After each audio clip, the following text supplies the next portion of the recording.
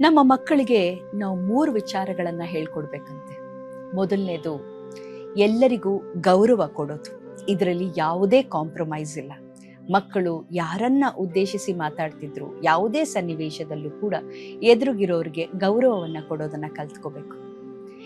ಎರಡನೇದು, ತಾವು ಮಾಡಿದ ಕೆಲಸಕ್ಕೆ ಜವಾಬ್ದಾರಿಯನ್ನ ತಗೊಳ್ಳೋದು. ಚಿಕ್ಕವರಾಗಿದ್ದಾಗಿಂದ ಮಕ್ಕಳು ನೋಡೋದು ಏನು ಅಂದ್ರೆ, ಯಾವುದೇ ತಪ್ಪಾದ್ರೂ ಕೂಡ ಮತ್ತೊಬ್ಬರ ಮೇಲೆ ಹೊರಿಸಿ ಒಂದು ಬ್ಲೇಮ್ ಗೇಮ್ ಅನ್ನ ಮಾಡೋದನ್ನ ನೋಡ್ತಾ ಇರ್ತಾರೆ. ಹೀಗಾಗಿ ದೊಡ್ಡವರಾಗ್ತಾನು ಆಫೀಸ್ಗೆ ಲೇಟ್ ಆಯ್ತು ಅಂದ್ರೆ ಟ್ರಾಫಿಕ್ ಇಂದ ಲೇಟ್ ಆಯ್ತು, ಮನೆ ಫಂಕ್ಷನಿಗೆ ಹೋಗೋಕ್ಕಾಗ್ಲಿಲ್ಲ ಅಂದ್ರೆ ಆಫೀಸ್ ಕೆಲಸ ಇತ್ತು ಹೋಗೋಕ್ಕಾಗ್ಲಿಲ್ಲ, ಹೀಗೆ ಆ ಜವಾಬ್ದಾರಿಯನ್ನ ಮತ್ತೊಬ್ಬರ ಮೇಲೆ ಹೊರಿಸೋದನ್ನ ಅವ್ರು ಕಲ್ತು ಬಿಡ್ತಾರೆ.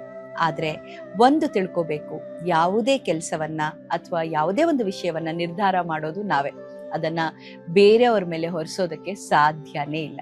ಹೀಗಾಗಿ ನಾವು ಮಾಡಿದ ಕೆಲಸಕ್ಕೆ ನಾವೇ ಜವಾಬ್ದಾರಿ ತಗೋಬೇಕು.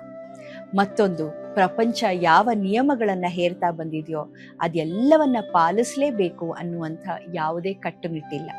ರೇಸಲ್ಲಿ ಫಸ್ಟ್ ಬರಲೇಬೇಕು, ರ್ಯಾಂಕ್ ಬರಲೇಬೇಕು, ಇಷ್ಟೇ ಪರ್ಸೆಂಟೇಜ್ ತಗೋಬೇಕು, ಈ ಥರದ್ದು ಯಾವುದೇ ರೂಲ್ಸ್ ಇಲ್ಲ.